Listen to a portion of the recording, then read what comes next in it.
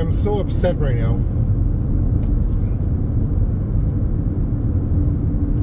I can't even begin to tell you.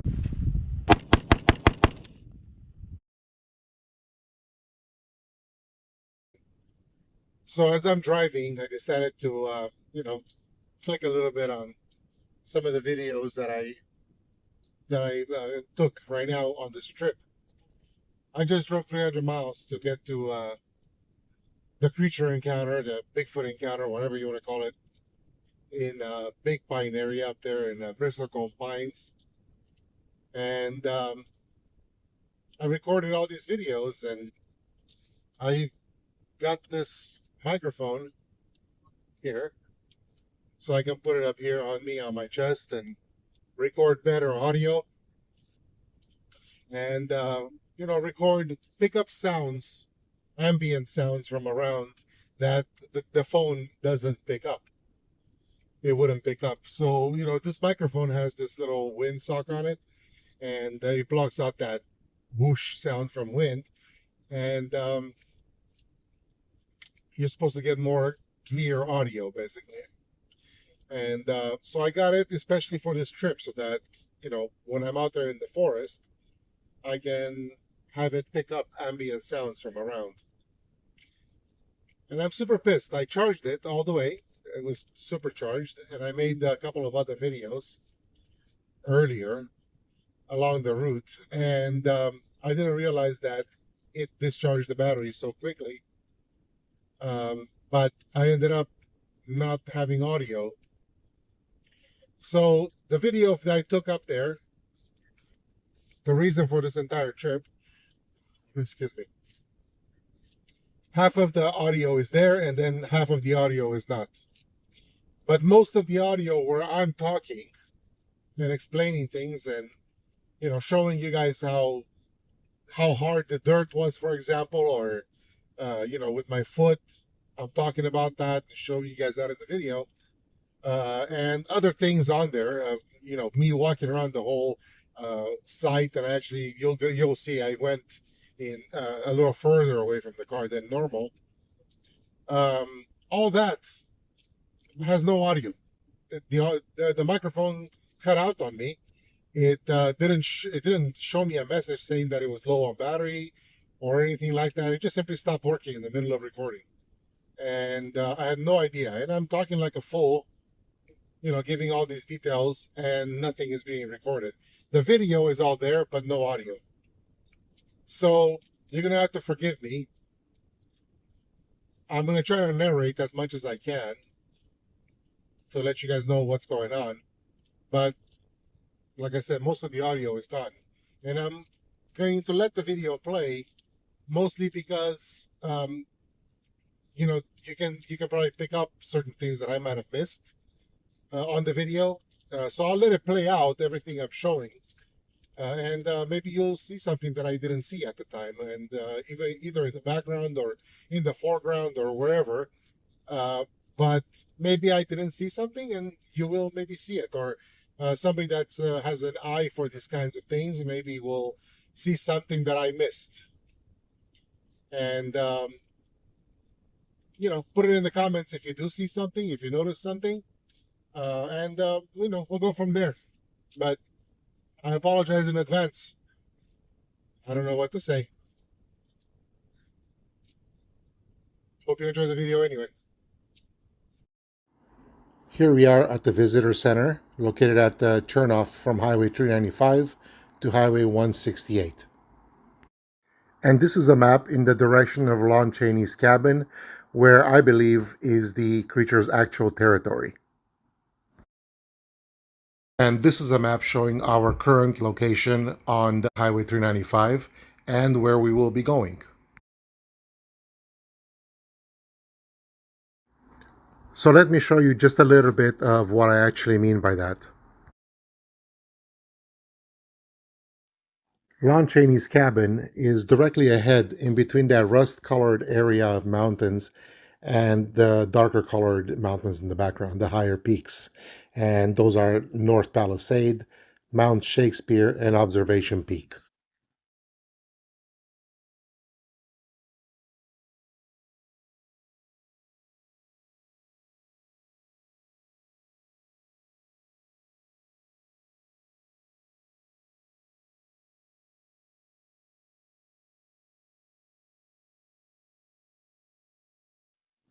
So my belief is that the creature lives in that mountain range in the high Sierras and was out foraging. The distance between that mountain range and where I observed it is 25 miles, as the crow flies. You can get an idea of how close they are together as I pan to the right to the White Mountains, and right pretty much there on the other side of that mountain is where I spotted it and where I had my encounter. As you can see, it has plenty of cover, and other than Highway 395, which is only busy at this time of year, it would have no trouble going from one mountain range to the other unobserved at night.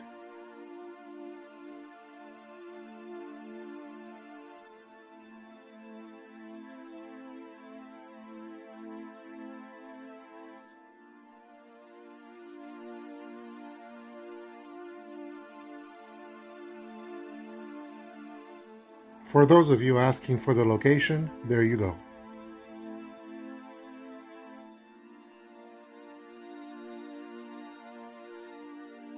So here at this intersection, we're going to hang a left.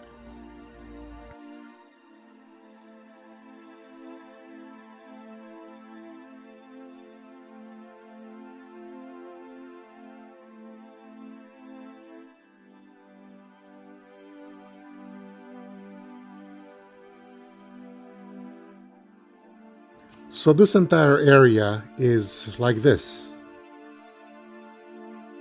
with these juniper pines everywhere, and they're all about the same height.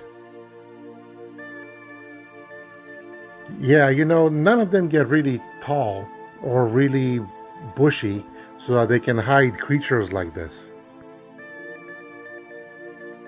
Which is why I believe that it lives in the Sierra Nevada mountains and was only foraging in the White Mountain area here. These mountains, the White Mountains, have an overabundance of pine nuts, which is like gold to a foraging animal.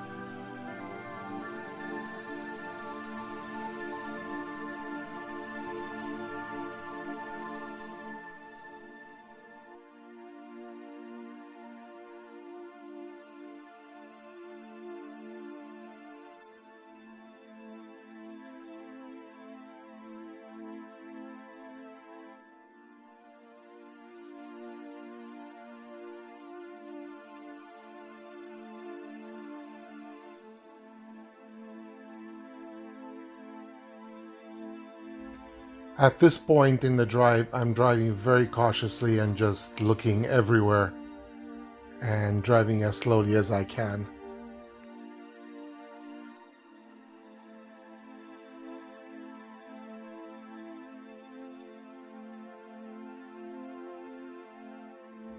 I decided to stop here and just park the car and walk around a little bit.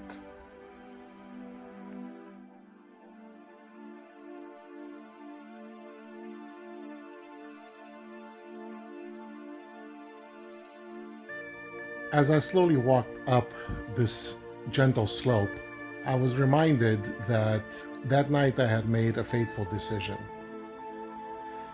As I approached this intersection, I had a choice of either going straight ahead on the same road or possibly going right in that direction, but that road looked too rough. So I decided to go straight ahead and stay on the same road that I had been on.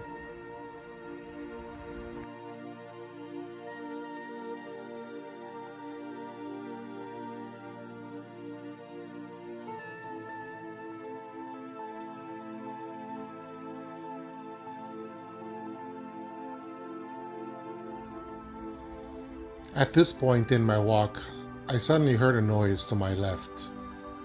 It wasn't a typical bird noise or anything like that. It was more of a broken or cracking sound of something stepping and breaking a branch. But I think it turned out to be nothing because I didn't see anything. So I kept on walking. I'm keeping the camera pointed at the ground, not for any other reason, but because I'm watching the ground as I'm walking, and I'm letting you see pretty much what I'm seeing, and maybe you'll spot something that I don't spot, like a footprint. I keep hearing crackling sounds from the forest in that direction. That's why I'm panning in that direction. But I'm not seeing anything, so I think it's just dryness, brittleness, branches falling from trees that are dead, things like that. I don't think it's anything related to any sort of animal. Now, by now, and for a while now, my microphone has already been dead, but I didn't know it.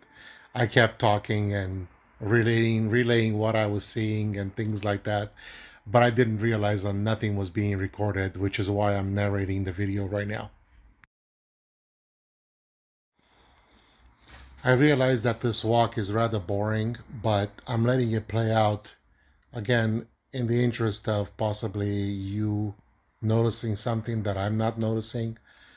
Somebody who knows more about this than I do maybe will notice something on the ground or in the distance or in the trees or on the road, maybe a footstep, maybe a nest, God knows what, but maybe somebody else will notice something. So this location here is where I initially was going to stop, but then I decided that I didn't have a good view of the mountains in the distance, the Sierra Nevadas. So I kept on going just a little bit more because I noticed a more promising location, which is this one here coming up, right here to the right. And this is where the encounter took place. Let me take a moment to describe exactly what I was feeling at the moment when I was filming this. I was feeling apprehensive, but I can't tell you why. I wasn't fearful. I wasn't terrified.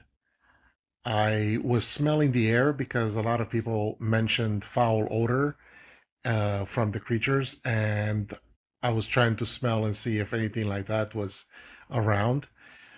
By the way, this is a tree where I hung up the food. And basically, I was just looking around to see what I can see, but I wasn't really feeling a terrifying feeling. I wasn't stressing out about anything.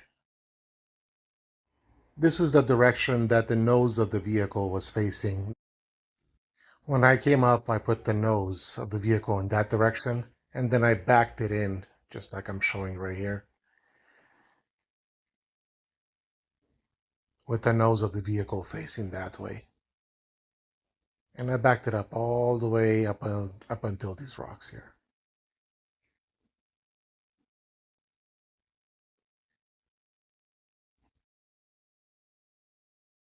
This was my view out of the back of the vehicle, facing my feet.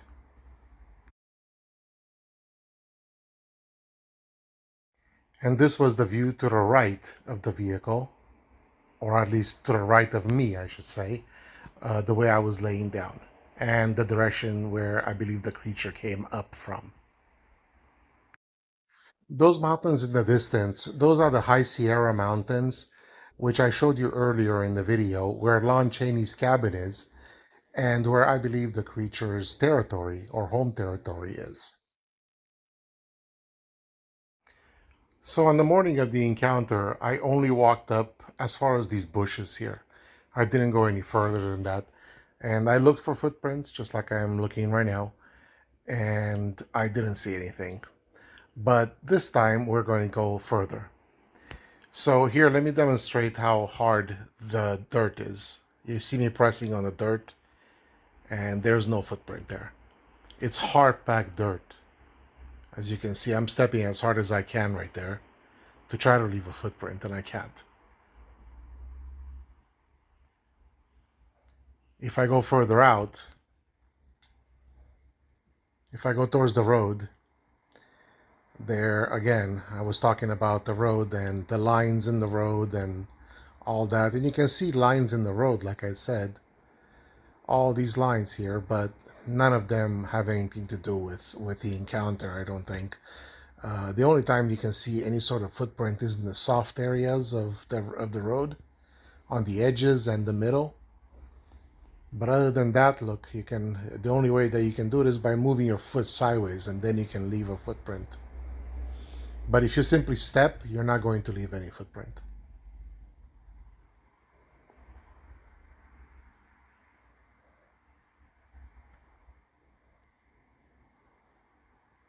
And these are the kinds of lines that I was talking about in my original video.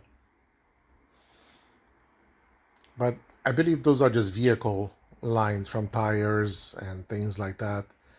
None of that looks like a footprint or of any sort.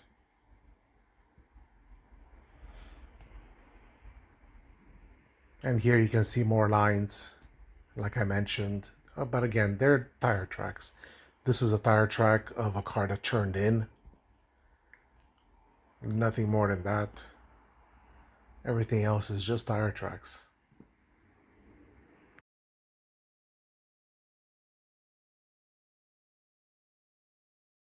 There's a footprint, and I believe that's my own footprint when I came in. But notice that it's in the middle of the road, where the road is still soft and not beaten down by tires and by vehicles.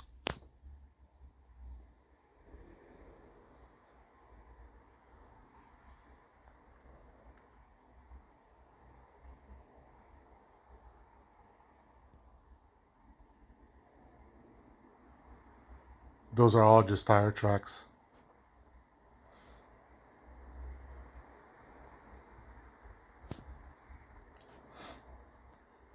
If you notice anything that I'm missing, maybe you're noticing a footprint somewhere, the shadow of a footprint, maybe, I don't know. I'm looking throughout the whole video. I'm not looking at the screen. I'm actually looking away from the phone. I'm not looking through the screen of the phone as I'm filming, and I'm not seeing anything. I'm filming everything as I go along, but that's all.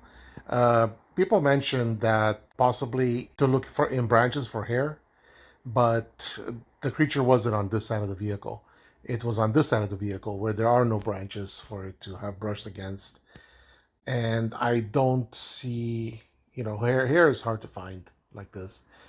I know that some people have said, look for hair on branches around in the trees, but there are other animals here, and you're not going to find their hair either. You're not going to find deer hair. You're not going to find bear hair hanging on branches. You're not going to find any hair. You would have to come with a fine tooth comb and try to find that with do that forensically, not with the eyeball like this. You're not going to find anything like that. I've hunted all my life, and I've never really spotted hair hanging off of branches, unless I knew that the animal had passed through there and I was directly looking at that location. Not entirely sure. Oh, I know exactly what I'm pointing to there. I was pointing at Keith's Point, which is that in the distance there. That's Keith's Point.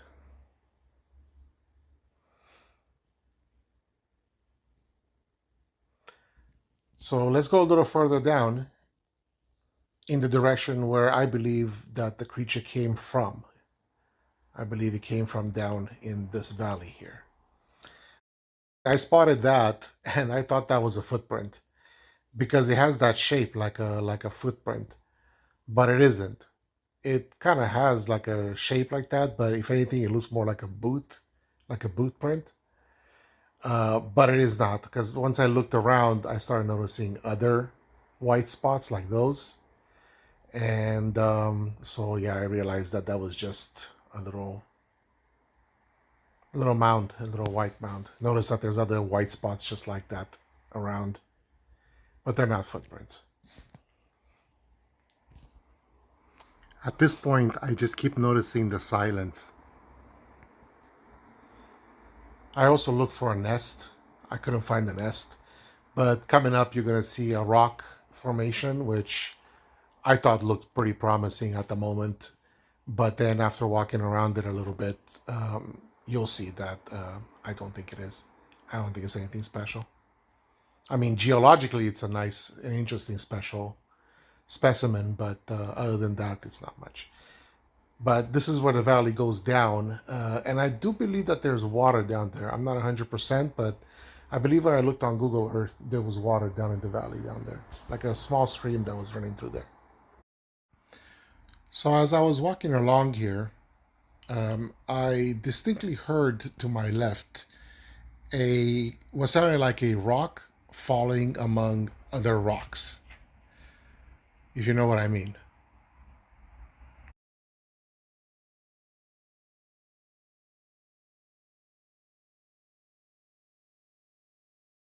This is the rock formation that I mentioned earlier, which is geologically interesting, but not really related.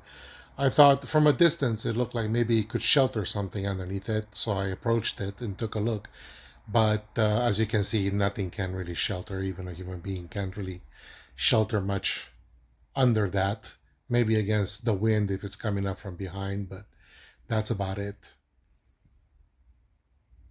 Still, it looked pretty interesting. Beautiful little spot.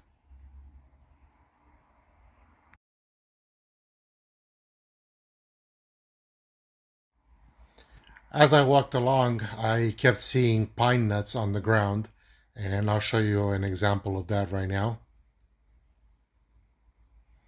These were all over the ground.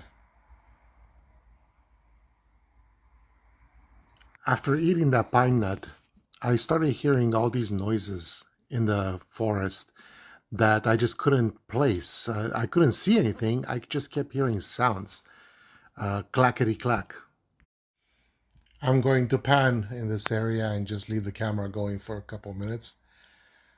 So if maybe you can spot something that I don't.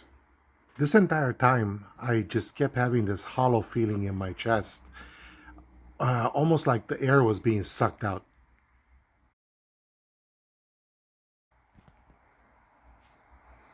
It's very dry and the dirt is very packed.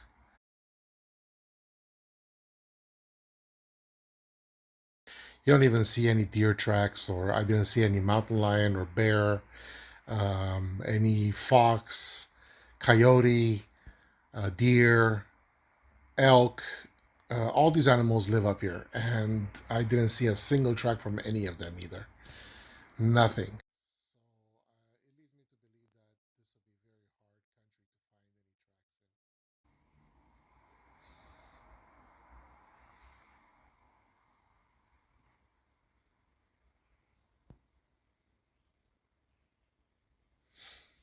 It's good country to hunt because there's plenty of game here. There are a lot of deer and things like that here. I can say that with confidence because I've seen them, despite my lack of finding their tracks at the moment.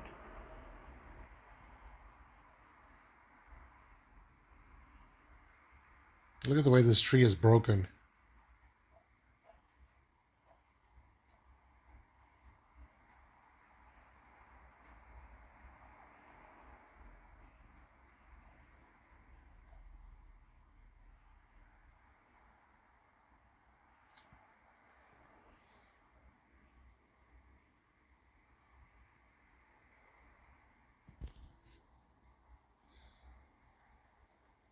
The strange thing right now is that there is not a single sound.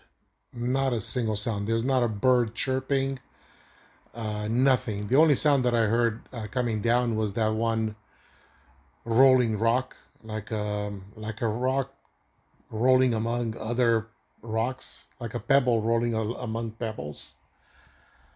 If you can imagine that, and that was it. And I didn't hear it a second time. I only heard it once, but it sounded like something like a baseball-sized rock falling among other rocks, and that could be very natural, or it may not be. I don't know. But the silence is extremely eerie, unnerving.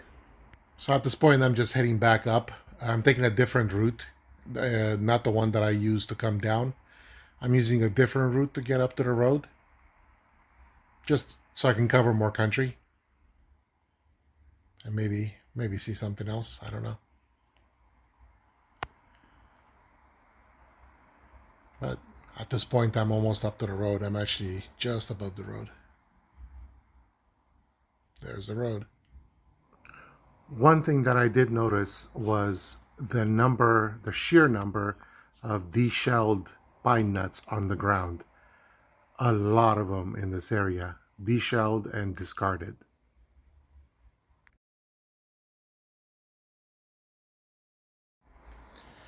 It was at this point of me walking back to the car where I realized that I had forgotten to bring the geocache up with me. And I was kicking myself because I knew I had to walk all the way down to the car and then back up here to attach the geocache or hide it or whatever. And I was seriously kicking myself. I wasn't looking forward to the hike back up, but I did promise. So, so the geocache is there, as you'll see in a minute.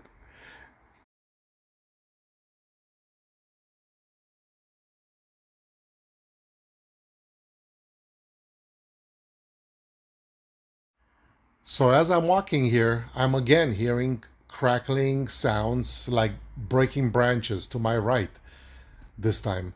Before it was to my left because I was walking up. Now it's to my right because I'm walking down. But I could distinctly hear cracking and breaking branches to my right. Now keep in mind that I have hunted my entire life, so I'm used to the sounds of the forest. I'm not unused to hearing sounds in the forest. So these I mentioned because they were unusual. Suddenly, as I was walking along peacefully, I heard human voices to my left. What sounded like humans having a conversation. I looked to see, but I didn't see anybody. Possibly, maybe where people were up at Keith's Point and they were just echoing down into the canyon. I don't know. The further I walk away from the site, the less apprehensive I am, and the more that the empty feeling in my chest is leaving me. But the scientist in me says that that's just me hyping myself up earlier, and I probably hyped myself up to the point where I caused my own anxiety. That's just what I suspect. Then again, others have said that these creatures can project these feelings into people, and I don't want to discount what they're saying either. So who knows? I don't know. I don't know. I just know what I was feeling, and like I said, that feeling is slowly ebbing away the further that I get from the site of the encounter. I can tell you this though, the sight of my vehicle right there did produce a calmness, a some sort of a feeling where I knew that if anything did happen at the last second, I could just make a run for the car and jump in and peel out and get away from there. But again, that could just be me overthinking it.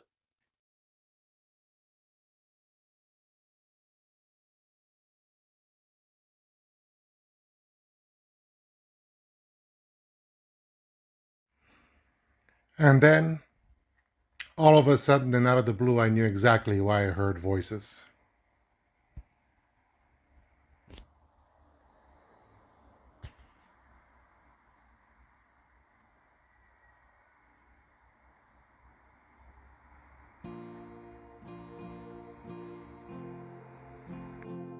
While we're at it, I might as well show you the vehicle and you can get an idea of heights.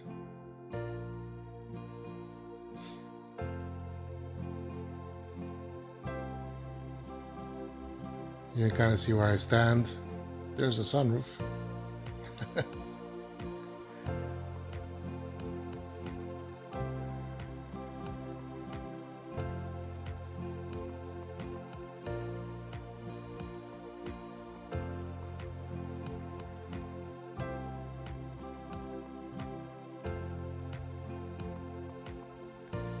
So here we are back at the encounter point, and I'm going to go look for a spot where I can hide that geocache.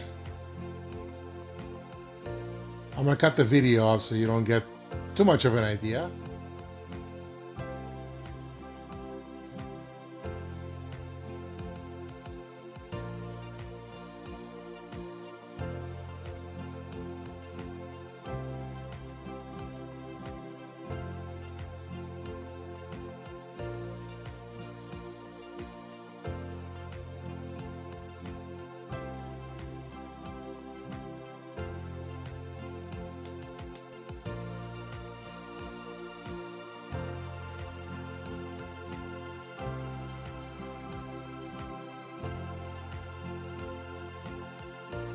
As I drove home that night, I watched the sun dip below the horizon, casting a warm glow over the landscape.